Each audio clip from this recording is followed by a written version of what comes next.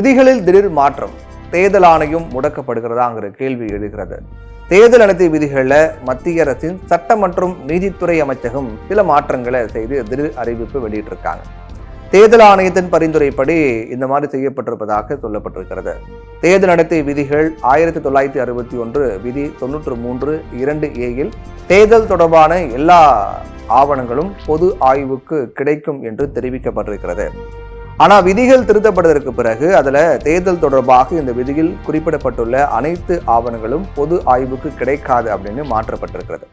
தேர்தல் நடத்தை விதிகளில் மேற்கொள்ளப்பட்டுள்ள இந்த மாற்றத்தின் மூலமாக வேட்பு மனுக்கள் போன்ற விதிகளில் குறிப்பிடப்பட்டிருக்கூடிய தேர்தல் ஆவணங்கள் மட்டுமே பொது ஆய்வுக்கு கிடைக்கும்.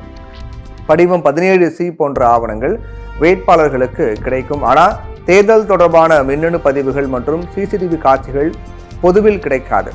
ஒரு வாக்குச்சாவடியில் எத்தனை வாக்குகள் பதிவாகி இருக்கிறது என்பது பற்றிய தகவல் படிவம் 17C-யில் இருக்கும்.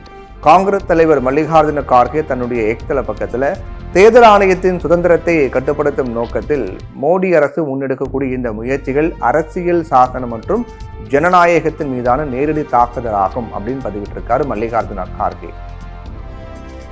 திடீரென மத்திய அரசு தேர்தல் ஆணைய விதிகளை திருத்தம் செய்ய என்ன காரணம்? ஹரியானா சட்டப்பேரவை தேர்தல் தொடர்பான வீடியோ, சிசிடிவி காட்சிகள் மற்றும் படிவம் 17C-யின் நகல்களை வழங்குமாறு மஹ்மூத் பிரச்சா உயர்நீதிமன்றத்தில் மனு தாக்கல் செஞ்சிருந்தார். அதற்கு பிறகு பஞ்சாப் மற்றும் ஹரியானா உயர்நீதிமன்றம் தேர்தல் தொடர்பான ஆவணங்கள் மஹ்மூத் பிரச்சாவிடம் வழங்குமாறு உத்தரவிட்டாங்க. இந்த உத்தரவு பிறப்பிக்கப்பட்ட 2 வாரங்களில் மத்திய அரசு தேர்தல் ஆணைய விதிகளில் திருத்தம் செஞ்சிருக்கிறாங்க. இது நாடாளுமன்றத்தில் விவாதிக்கப்படவே இல்லை என்பதும் குறிப்பிடத்தக்கது.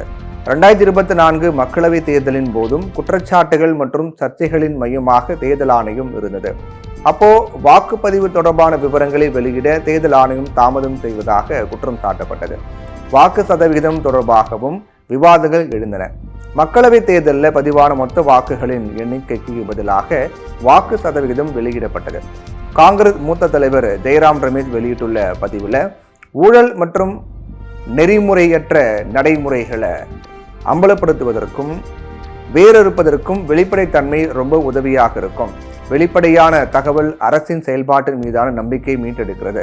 பஞ்சாப் மற்றும் ஹரியானா உயர்நீதிமன்றம் இந்த வார்த்தைகளை ஏற்றுக்கொண்டுதான் அனைத்து தகவல்களையும் பகிர தேர்தல் ஆணையத்திற்கு உத்தரவிட்டது. பொதுமக்களோட அந்த மாதிரி பகிர்வது சட்டப்பூர்வமாக அவசியமான ஒன்று. ஆனால் அந்த முடிவுக்கு இணங்குவதற்கு பதிலாக தேர்தல் ஆணையம் அவசரமாக சட்டத்தில் திருத்தம் செய்து பகிரக்கூடிய பட்டியலை சுருக்கிட்டாங்க. வெளிப்படைத்தன்மைக்கு தேர்தல் ஆணையம் ஏன் பயப்படுகிறது அப்படின்னு ஜெயராம் ரமேஷ் கேள்வி எழுப்பியிருக்கார்.